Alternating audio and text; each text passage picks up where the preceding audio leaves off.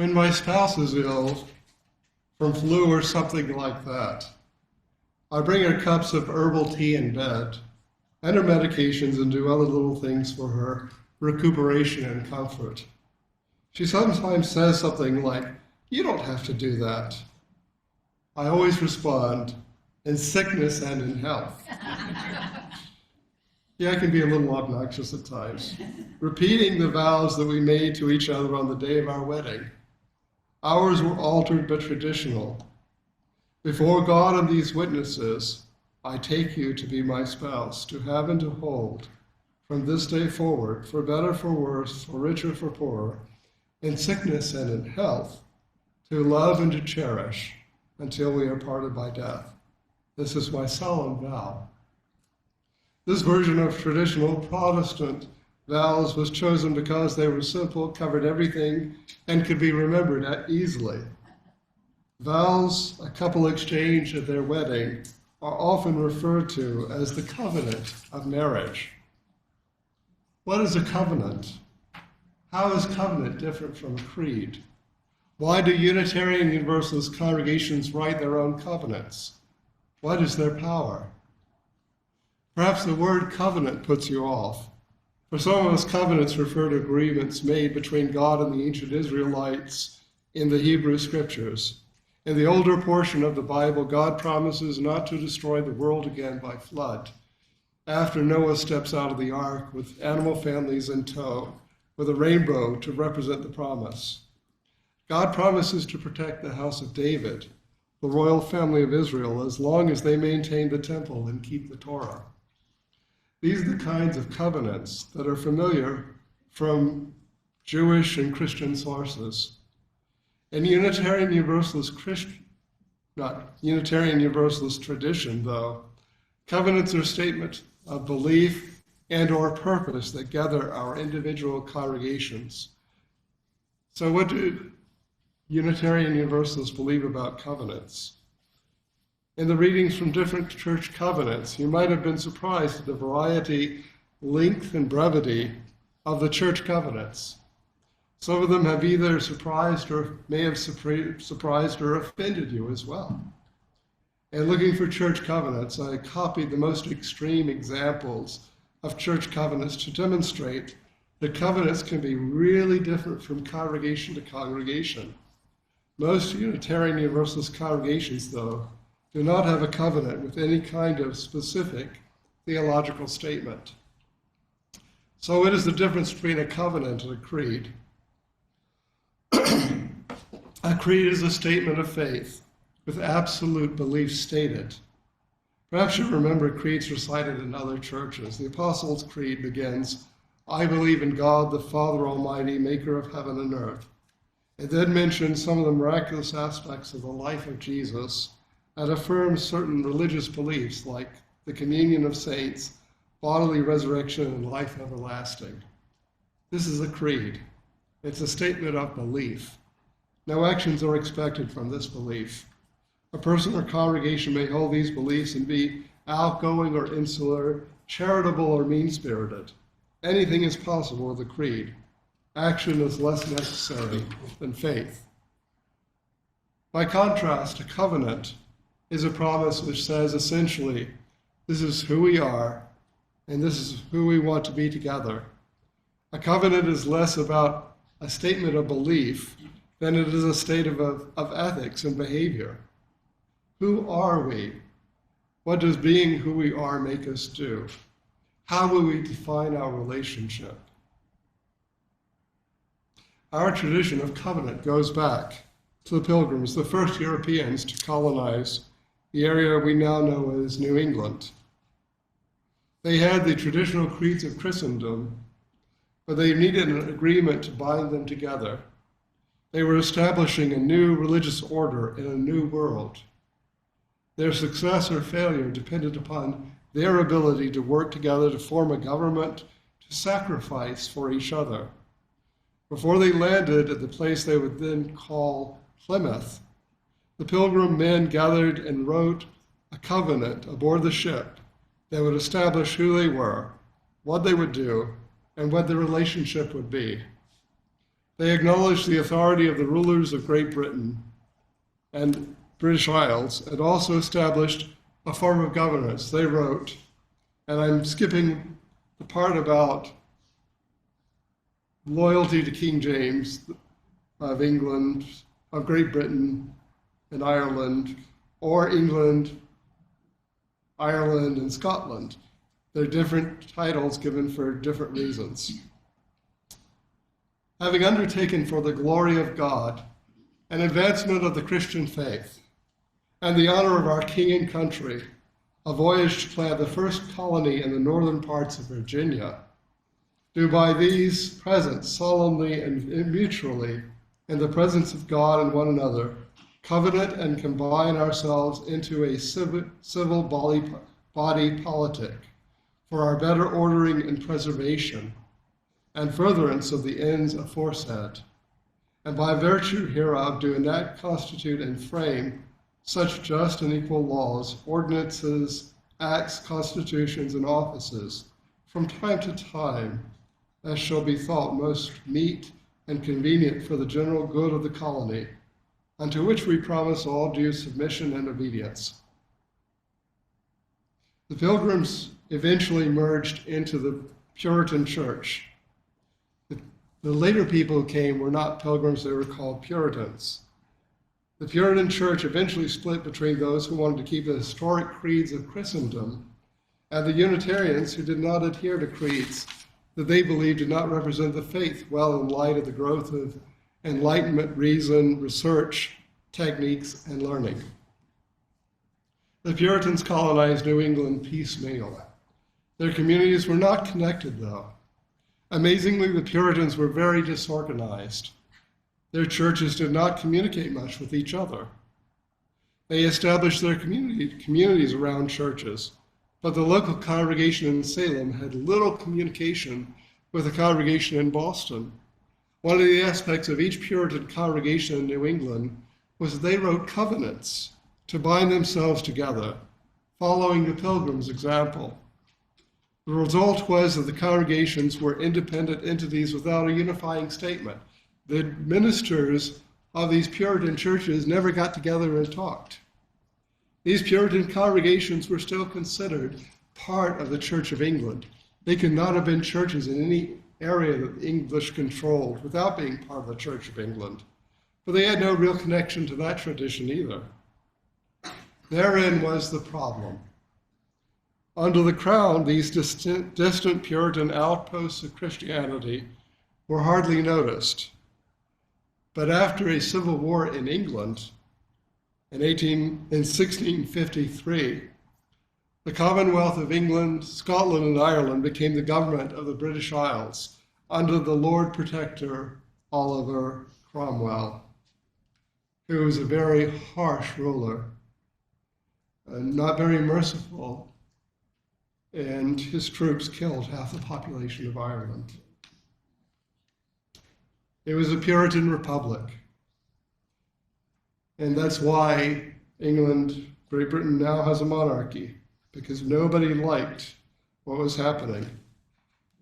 But it seems that the New England Puritans would have been overjoyed if any Puritan could really feel joy. After all, they were now ruled by their co-religionists, Puritans. However, the Puritan government in London suddenly turns its attention toward New England and ordered the churches there to explain how they were organized as outposts of the now Puritan Church of England, with not too subtle threats. These are people who do not restrain themselves from violence. The New England churches responded by assembling in Cambridge, Massachusetts, and creating a covenant that they call the Cambridge Platform of 1648 that would unite them into one body, but also acknowledge the validity of each congregation writing its own covenant. Each congregation still retained the right to determine its own relationships and even practices of the Puritan Christian faith. And that is the historical root of covenant in the Unitarian Universalist Association of Congregations. and in each church. That is why we can be members of a church that is theologically diverse or theologically particular. Some Unitarian Universalist congregations have definite theological leanings towards humanism, neo-paganism, or liberal Christianity due to the role of their covenant in their practice. And I think those covenants we saw showed that. The majority of congregations, though, are theologically neutral. Some believe that the practice of spiritual development is most important. Others are more focused on social action. Most Unitarian Universalist congregations believe that both social action and spiritual development are important. The role of covenant is important.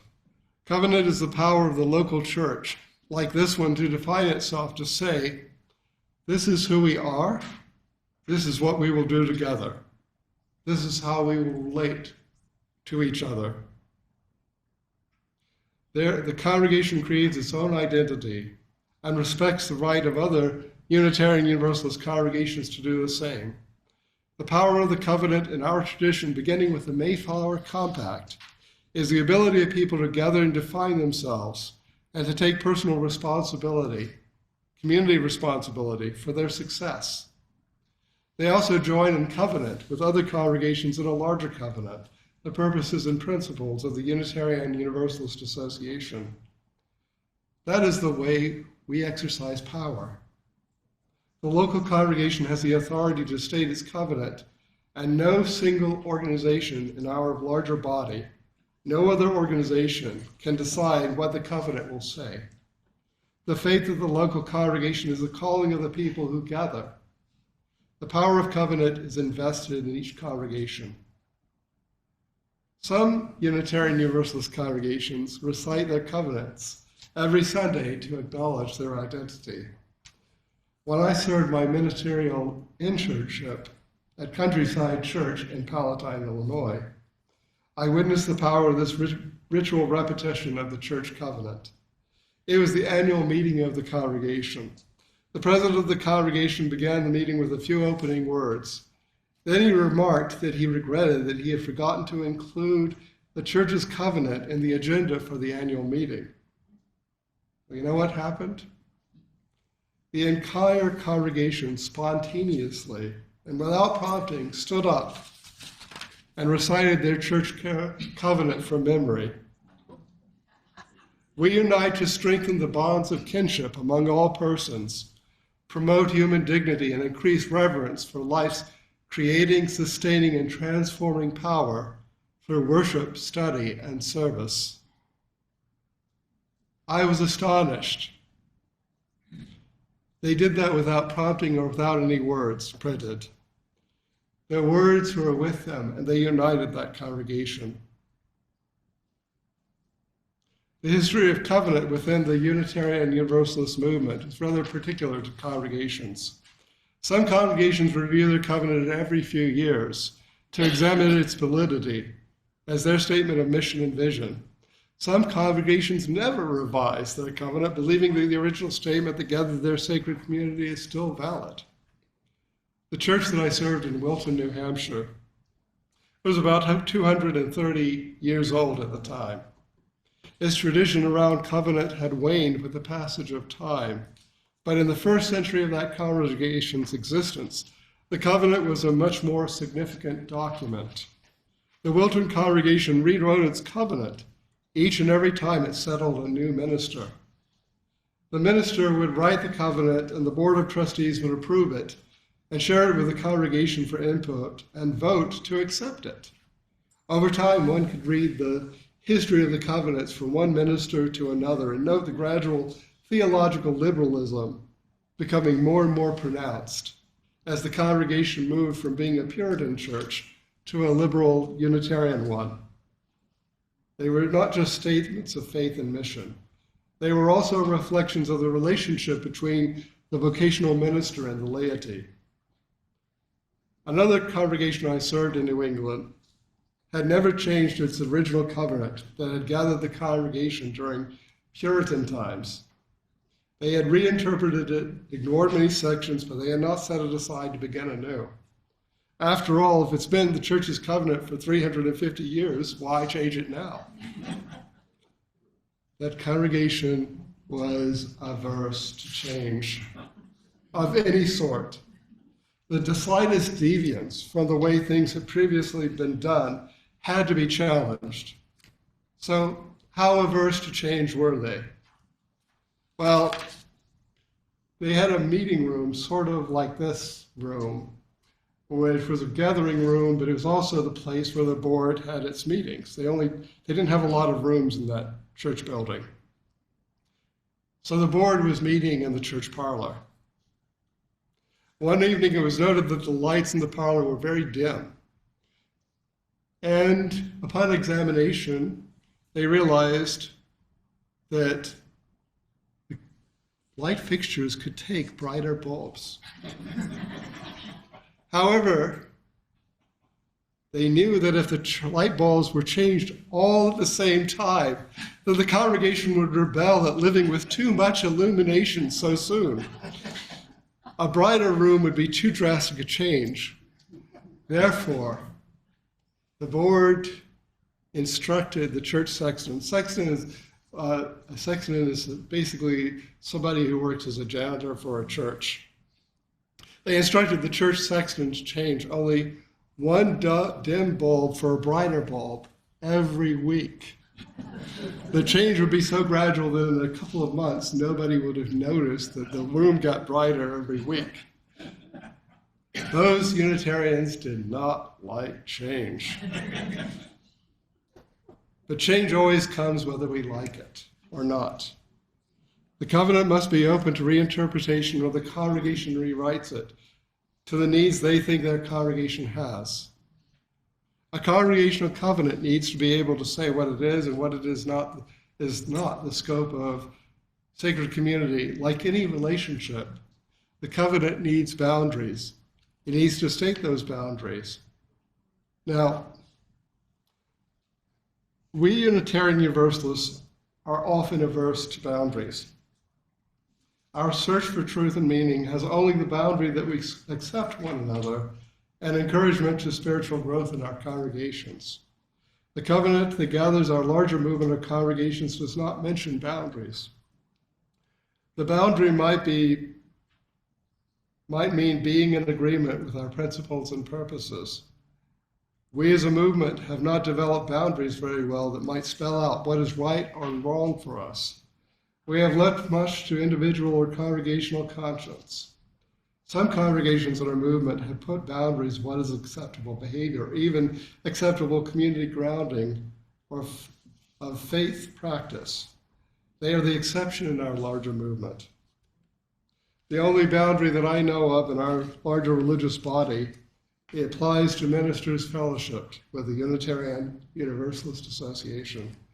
These boundaries apply to clergy in cases of misconduct or criminal activity, and the body can remove a minister.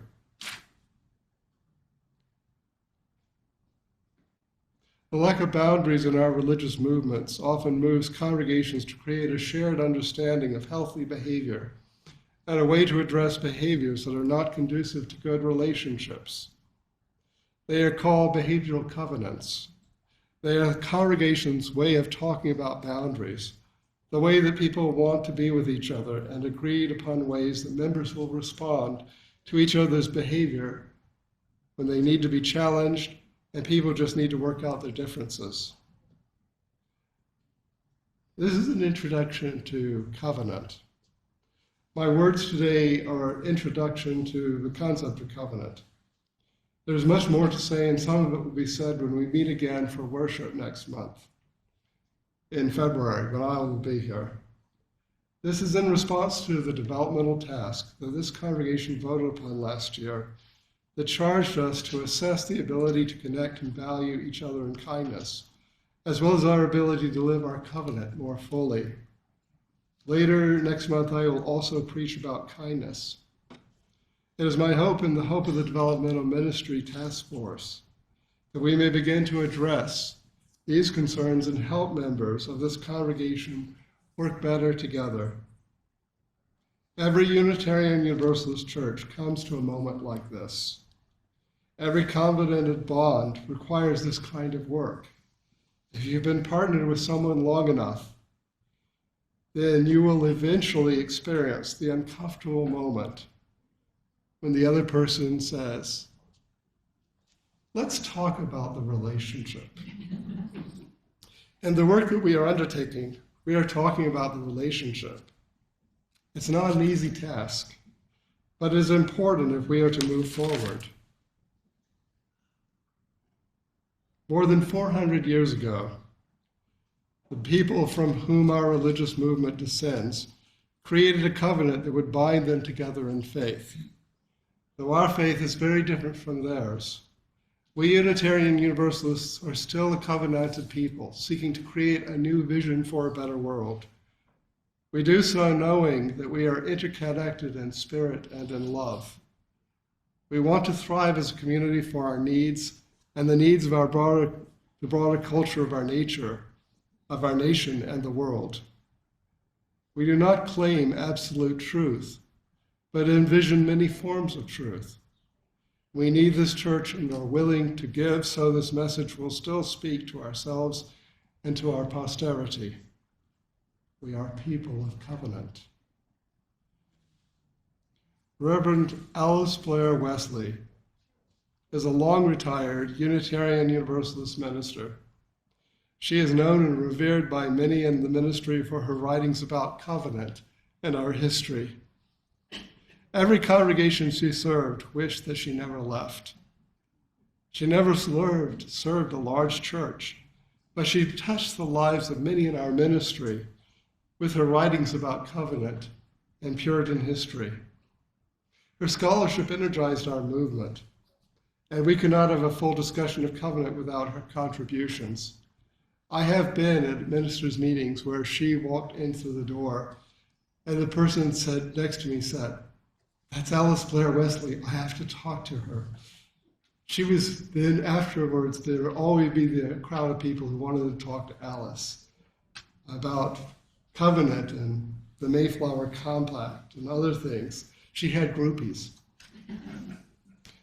Alice Blair Wesley rewrote the original Mayflower Compact